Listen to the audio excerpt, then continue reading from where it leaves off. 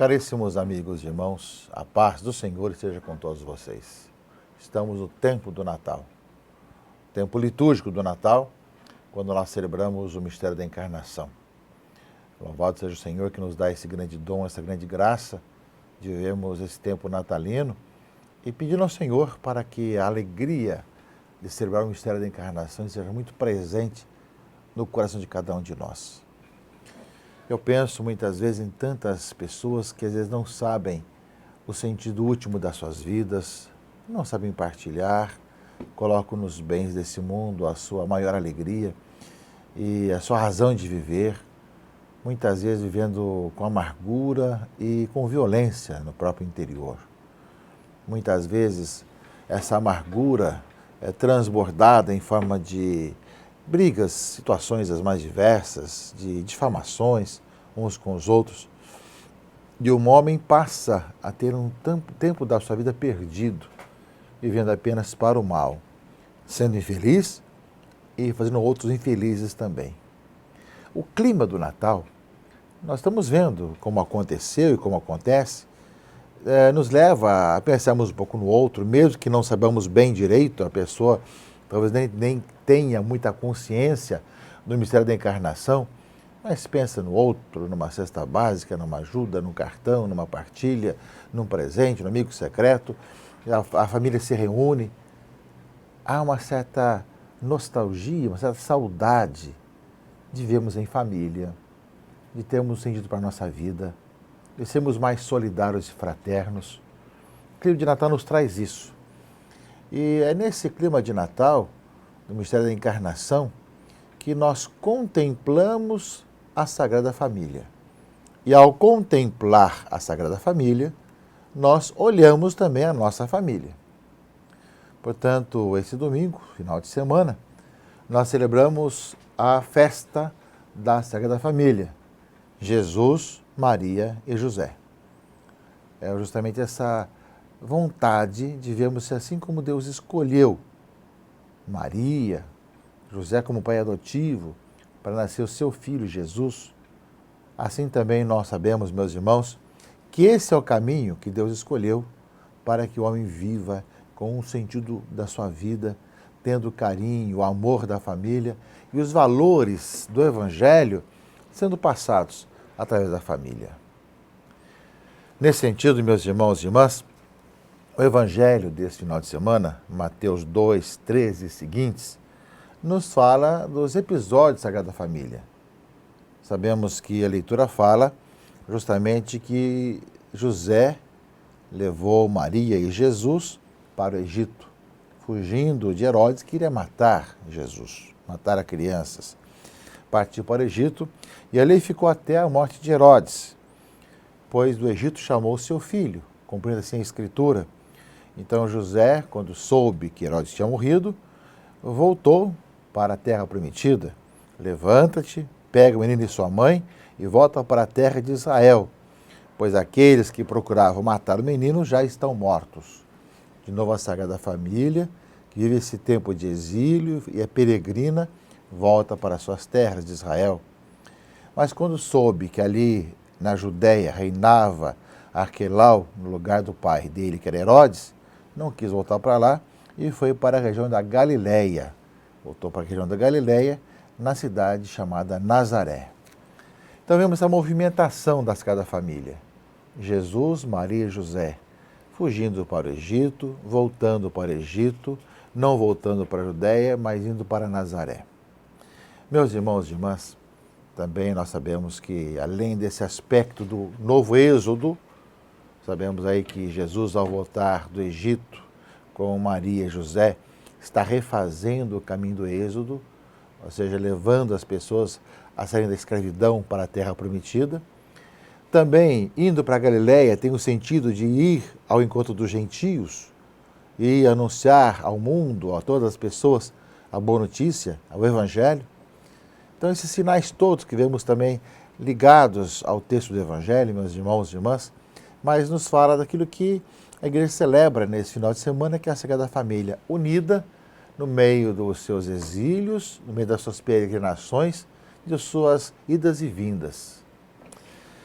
Ora, meus irmãos e irmãs, nós temos muitas situações parecidas, ontem, hoje e sempre. Famílias que fogem da escravidão, que fogem da opressão, fogem por serem cristãs, por terem suas casas queimadas, seus direitos civis arrebatados, por terem suas igrejas muitas vezes queimadas, por não poderem viver nos seus países, famílias inteiras que fogem aqui e acolá. E nós sabemos, meus irmãos e irmãs, que essa situação que a Sagrada Família vive e que é descrito no Evangelho desse final de semana, é uma situação muito comum em todas as épocas, também hoje. Se não é por razões políticas ou ideológicas, como a maioria às vezes acontece, é por razões econômicas, razões muitas vezes de pessoas que são enganadas, as mais diversas situações. Mas o importante é que nós fixemos ver que Jesus nos dá o sinal que é importante que a família permaneça unida dessa forma, de tal maneira que quer no exílio, quer na volta do exílio, quer indo e vindo, fugindo aqui ou morando acolá, que a família esteja unida. A Sagrada Família, Jesus, Maria e José, é um sinal colocado no horizonte da nossa vida, mostrando a gente a promessa de Deus se cumprindo e, ao mesmo tempo, sendo um sinal para todos nós. Nesse sentido, meus irmãos e irmãs, as outras leituras nos falam das consequências de ser família em nossa vida. Sabemos que, devido à propaganda e à ideologia de hoje, a família está sendo atacada de diversas formas, está sendo colocada de lado, está sendo questionada.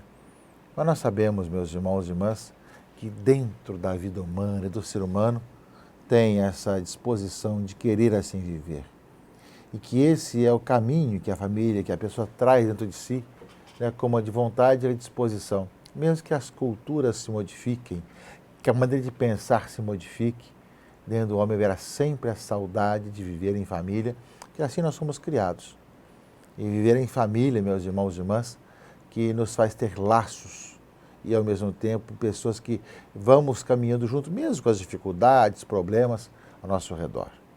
Nesse sentido, a leitura primeira desse final de semana, do Eclesiástico, fala justamente da unidade e da comunhão entre pais e filhos. Deus honra o pai nos filhos e confirma sobre eles a autoridade da mãe. Quem honra seu pai alcança o perdão dos pecados e evita cometê-los, será ouvido na oração cotidiana. Quem respeita a sua mãe é como alguém que ajunta tesouros. Quem honra o seu pai terá alegria com seus próprios filhos, e no dia em que orar será atendido. Quem respeita seu pai terá vida longa, e quem obedece ao pai é o consolo da sua mãe. Meus irmãos e irmãs, a ligação afetiva entre pais e filhos, a comunhão e, ao mesmo tempo, essa unidade de quem sabe em quem confiar. Nós nascemos de pessoas que se amaram, se amam uns aos outros e que, por isso mesmo, o fruto desse amor são os filhos que vão nascendo e que isso dá uma segurança para o filho, não só no seu nascimento ou na sua infância, mas também por toda a sua vida. De ver justamente os pais que, pela graça de Deus, como dom de Deus, geram esses filhos. E é uma grande responsabilidade, justamente porque esse amor que sentem um para com o outro, ao viver esse belo momento, vai vendo que isso vai se visibilizando nos filhos que vão nascendo. Por isso, essa é a unidade, como fala a leitura do Eclesiástico. Mas ainda, diz um outro aspecto eclesiástico, na segunda parte da leitura, que é a questão da velhice e quando a doença chega. No mundo nosso, dos descartáveis, jogamos tudo fora, também hoje nós vemos que há uma realidade muito séria, que nós descartamos uns aos outros, também os nossos familiares. Quando dá muito trabalho, nós logo queremos descartá-los, né? Ou para uma clínica, ou para um asilo, né? Queremos que alguém tome conta. Esquecemos justamente da beleza, da importância de caminharmos não só na saúde, mas também na hora da dificuldade da doença. Claro que há momentos que nós precisamos de cuidados profissionais, precisamos de pessoas que nos ajudem, mas essa proximidade da família é muito importante. E na leitura do Eclesiástico fala disso. Meu filho, ampara o teu pai na velhice e não lhe cause desgosto enquanto ele vive. Mesmo que esteja perdendo a lucidez, procura ser compreensivo para com ele. Não o humilhes em nenhum dos dias da sua vida. A caridade feita a teu pai não será esquecida, mas servirá para reparar os teus pecados, e na justiça será para a tua edificação. O aspecto, portanto, também de quando os nossos pais ficam idosos e começam justamente a ficar sem aquela lucidez que tinha antes, passam a ser muitas vezes dependentes. Ora, meus irmãos e irmãs, a vida cristã nos faz ter razões para viver, desde a concepção até a morte natural, passando pelo dia a dia da nossa vida, passando pelas várias realidades da nossa vida e também pelas dificuldades. E se poder saber que nós temos alguém que nos quer bem, e mesmo na hora que nós damos trabalho, que não nos descarta, não nos coloca de lado, é algo que marca também a nossa vida. Eu creio que é um aspecto, meus irmãos, muito importante para os tempos de hoje, né, no mundo dos descartáveis como hoje, porque muitas vezes, além da questão do aborto, das pessoas descartarem, né, o feto, a criança por nascer, né, coisa que na natureza hoje se tenta preservar os ovos da tartaruga e tudo mais, mas também a questão de quando começamos a dar trabalho, tem toda a ideia da eutanásia, de eliminar para não dar mais trabalho.